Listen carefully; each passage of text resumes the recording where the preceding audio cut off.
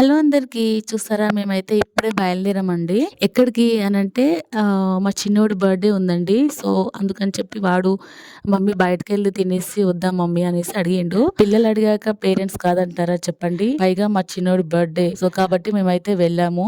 Actually రెస్టారెంట్‌కి అంటే దగ్గరలో ఉన్న రెస్టారెంట్‌కి వెళ్ళి తినేసి వద్దాం అనుకున్నామండి. అయితే మేము వెళ్తూ ఉండగా పక్కనే కేఎఫ్‌సీ ఉందండి. ఇంకా పిల్లలు మమ్మీ కేఎఫ్‌సీ తింటాం మమ్మీ అనేసి అడిగితే ఇంకా మేము వెళ్ళామండి. పిల్లలకి ఇంట్లో చేసిన ఫుడ్ అయితే అస్సలు నచ్చదు గానీ, ఇట్లా బయట ఫుడ్ మాత్రం బాగా ఇష్టం అన్నమాట. ఇంట్లో చేసిన ఆకుకూరలు, బెండకాయ, దొండకాయ, బీరకాయ ఇవేవి తినరండి. ఇగో ఇట్లాంటి బయట ఫుడ్ మాత్రం మంచిగా తింటారు. మీ పిల్లలు కూడా ఇంతేనా అండి? కామెంట్ చేయండి.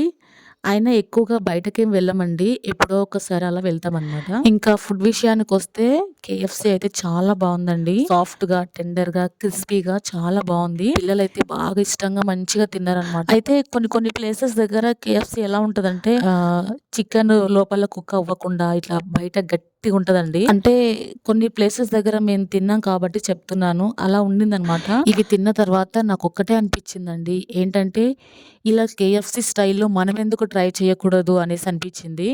డెఫినెట్‌గా ట్రై చేస్తానండి. అది మంచిగొస్తే మీకు కూడా షేర్ చేస్తాను. ఇంక ఇది అయిపోయిన తర్వాత మేమైతే బేకరీకెళ్ళామండి. అక్కడ కేక్ అయితే తీసుకున్నాము. ఎందుకంటే చిన్నోడి బర్త్‌డే కదా! సో, అందుకని చెప్పి తీసుకున్నాము. ఇంకా సెపరేట్‌గా మేము కేక్ తింటాం మమ్మీ అనేసి అడిగితే ఇంకా సెపరేట్‌గా వీళ్ళకి కేక్ పీసెస్ అయితే తీసుకున్నానండి.